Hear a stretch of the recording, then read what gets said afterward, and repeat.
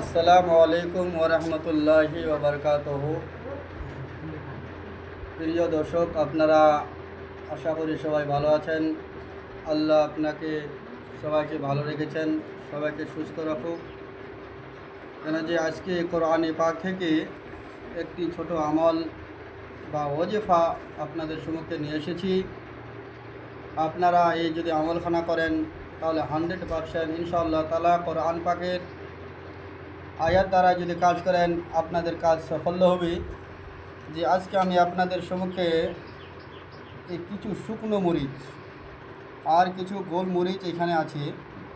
এখানে আপনারা 60 করে গোল মরিচ, অতএব 60 এই যে শুকনা লাল মরিচ আপনারা 60 করে নেবেন। 60 করে নেওয়ার পর ইয়া ওয়াদুদু ইয়া আজিজু, ইয়া ওয়াদুদু ইয়া আজিজু 60টি মরিচের উপরে দম করতে হবে। যাকে আপনারা পাগল করতে চান, দিওয়ানা করতে চান, যে আপনাদের মহব্বতে কেউ আসতে চায় না বা আপনার কথা কেউ শোনে না, আপনার সাথে ভালোবাসা চিটিং করে অন্য জায়গায় চলে গেছেন, আপনার কল উঠাচ্ছে না বা আপনার সাথে কথা বলতে চায় না, অন্য জায়গার লাইন শুরু করে দিয়েছে, কথা বলা শুরু করে দিয়েছে, আপনাকে ব্ল্যাক লিস্টে ঢেলে দিয়েছি। তাই আপনাদের জন্য কোরআনে পাক থেকে ছোট একটি ওয়াজিফা দিচ্ছি আমি। এই ওয়াজিফা করুন, ইনশাআল্লাহ তাআলা আপনাদের ভালোবাসা ও মহব্বত কিছু দিনের মধ্যে সাকসেস হয়ে যাবে। এই 60টি শুকনো মরিচ আপনারা নেবেন।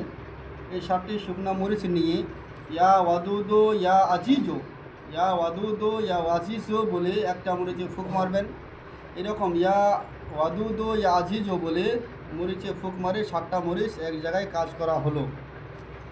এখানে অনেকগুলো মরিচ আছে, 60টি মরিচ এখান থেকে চুনে নেবেন বা বিছে নেবেন। বিছে নেওয়ার পর 60টি গোল মরিচ নেবেন। গোল মরিচ নিয়ে ইয়া ওয়াদুদু ইয়া আজিজু এইভাবে বলার পর আপনারা এক জায়গায় রেখে দেবেন।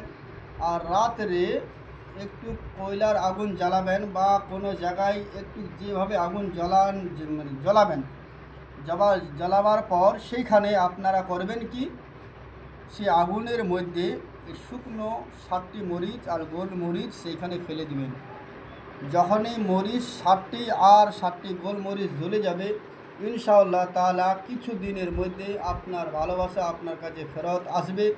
কিছু দিনের মধ্যে পাগল হয়ে যাবে, আপনার জন্য দিওয়ানা হয়ে যাবে।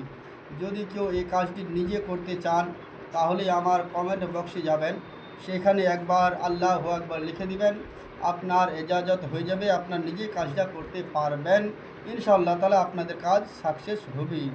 তাই আপনারা দেরি না করে ভণ্ড কবিরাজের কথা না শুনে, যে কোনো সাধারণত মাহাতের কথা না শুনে এই কোরআনের ওয়াজিফাগুলো করেন, ইনশাআল্লাহ তাআলা আপনাদের সাকসেস হবে।